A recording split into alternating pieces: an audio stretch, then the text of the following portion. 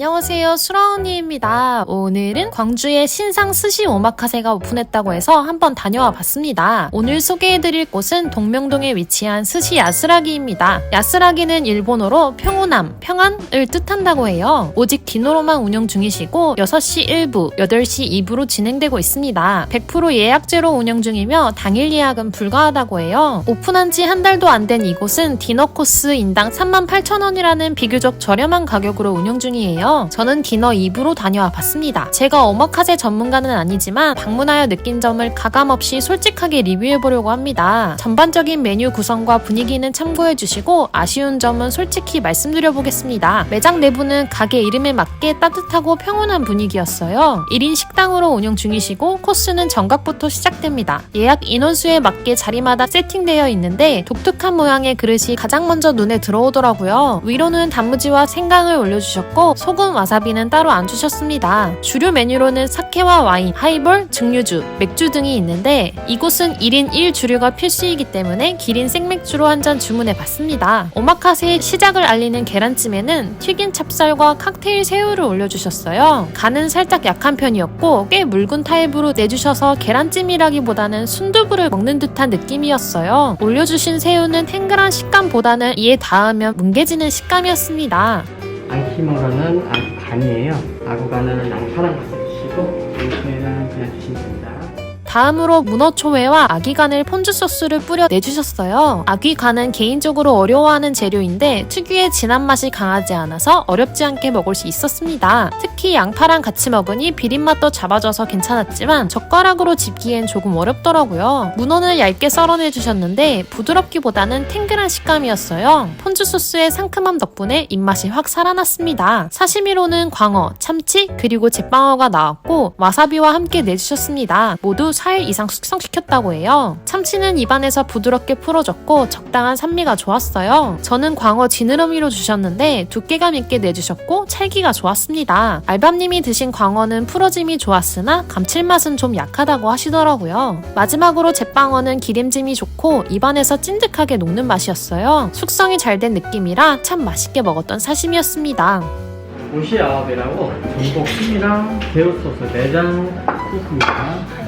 다음으로는 전복찜과 게우소스가 나왔습니다. 전복은 간이 적당하고 식감도 좋았어요. 게우소스는 단맛 없이 조금 간간한 편이었고 내장 특유의 향을 유지하고 있었습니다. 밥을 조금 내주셔서 소스와 함께 먹었는데 밥에 초와 간이 그렇게 세지 않더라고요. 시라메 방어초밥이에요. 식전 음식은 끝이 나고 초밥이 시작되었습니다. 가장 먼저 나온 초밥은 사시미로 나왔던 광어에 간장을 올려내주셨고 첫 스타트로 깔끔하게 좋았어요. 다만 밥에 초와 간이 조금은 약한 편이었습니다. 밥이 질다는 후기를 보고 걱정했었는데 오히려 드라이하고 잘 부서지는 편이었고 올려진 횟감과 약간 따로 노는 느낌이었습니다. 갓바치라고 하는 제빵어예요. 다음은 제빵어 초밥입니다. 이것도 사시미로 먹었던 거지만 초밥으로 먹으니 또 다른 매력이었어요. 엄청 부드러운 식감이었고 생강을 살짝 올려주셔서 약간 싸한 매운맛도 있어서 괜찮더라고요. 중간에 내주신 미소된장국은 가볍게 입가심하기에 좋았어요. 대포이카라고 하는 대왕한치입니다. 다음은 대왕한치에 칼집을 넣고 간장을 올려 내주셨어요. 안쪽에 쪽파와 라임을 넣어주셔서 한입 씹으니까 라임 향이 확 풍기더라고요. 맛 자체는 무난했지만 라임 향이 인상 깊었던 초밥이었습니다. 고하다라고 하는 전어, 새끼전어 초밥이에요. 다음은 작은 사이즈의 전어에 쪽파를 넣어 내주셨어요. 장가시가 조금씩 씹히는데 거슬리는 정도는 아니었어요. 숙성이 많이 된 편은 아닌 것 같고 아주 살짝 비린맛도 있었습니다. 아카모토라고 하는 금태입니다. 다음은 제가 정말 좋아하는 금태가 나왔습니다. 겉면에 토치로 불질을 해주셨는데 사이즈가 크고 기름기는 괜찮았으나 맛은 좀 약한 편이어서 아쉬웠어요. 간을 좀 더 해서 주시면 더 좋을 것 같습니다. 가리비 간장입니다. 위에 올라가는 건 한포 소금인데 간장이 섞지 말고 그냥 드시면 되세요.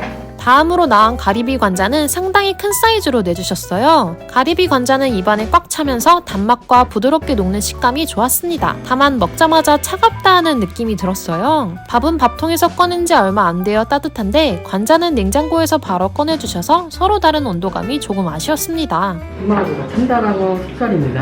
흑마구 아캄이라고 불리고요. 다음으로 참다랑어 속살입니다. 사시미로 나왔을 때보다 산미가 더 풍부해서 오히려 밥이랑 잘 어울리더라고요. 보고 계시는 건 크림 고로케예요.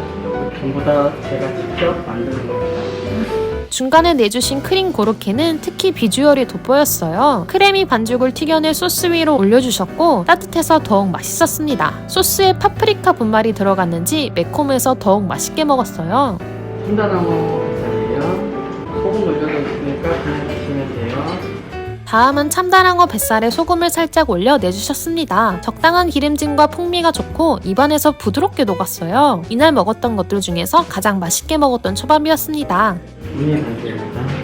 드신 김도 일본에서 온 김인데 조금 식감이 다르실 거예요. 다음은 우니와 단새우가 나왔습니다. 이 가격에 내주신다는 게 참 신기했어요. 단새우는 사이즈가 작아서 아쉬웠고 우니는 녹진한 맛은 없지만 괜찮았습니다. 알밤님은 우니에서 쓴맛과 쿰쿰한 맛이 나서 아쉬웠다고 하시더라고요. 다음은 고등어 봉초밥입니다. 겉면에 토치로 불질을 해서 기름을 더욱 올려주셨어요. 한 입에 넣기 힘들 정도로 커다란 사이즈로 내주셨고 시소 페스토와 쪽파를 넣어주셨어요. 온도감이 살짝 아쉬웠지만 기름기 적당하고 고소해서 맛있었습니다. 다음으로는 스시의 끝을 알리는 후토마키가 나왔습니다. 고등어 봉초밥과 같이 엄청나게 큰 사이즈로 주셨어요. 입안에 넣자마자 시소향이 확 퍼지고 중간중간 씹히는 격구와 양파가 깔끔하게 맛이 괜찮았습니다. 다만 이것도 차갑다 하는 느낌이 들어 온도감이 좀 아쉬웠어요. 다음은 계란구이인 격구가 나왔습니다. 가운데 부분이 커스터드처럼 크리미하고 부드럽게 씹히더라고요. 계란구이의 느낌보다는 달고 부드러운 카스테라 느낌이었습니다. 우리 히모바라는 종류이고요. 다음은 유부가 올라간 우동을 내주셨는데 흔히 먹는 우동면이 아닌 널쩍하고 얇은 히모가와 면이었어요. 탱글한 식감이 재밌었습니다. 마지막으로 디저트로는 바닐라 아이스크림에 콩가루를 살짝 올려서 내주셨어요. 디저트 아이스크림까지 오늘도 맛있게 잘 먹고 갑니다. 테이블도 150년 된 흰옥기 나무로 한 거예요. 좋은 기운 받아가시라고 좋은 일들만 흘리길 바라겠습니다. 파격적인 가격에 합리적인 구성이었던 신상 스시 오마카세 스시 야스라기. 오마카세가 처음이신 분들이 편하게 방문하실 수 있는 엔트리급 오마카세라고 할 수 있을 것 같아요. 손님들 한 분 한 분의 의견도 물어봐 주시고 수용해 주셔서 편하게 식사하고 왔습니다. 다만 오마카세를 다녀보신 분들은 다소 아쉬운 점이 많으실 수 있을 것 같아요. 개인적으로 아쉽다고 생각했던 전반적인 밸런스나 온도감 등이 개선되길 바라봅니다. 그럼에도 불구하고 38,000원이라는 상대적 저렴한 가격 덕분에 다시 한번 방문해보고 싶어진 스시 야스라기였습니다. 여기까지 시청해주셔서 진심으로 감사드리고 다음에 더 맛있는 맛집으로 만나요. 그럼 안녕!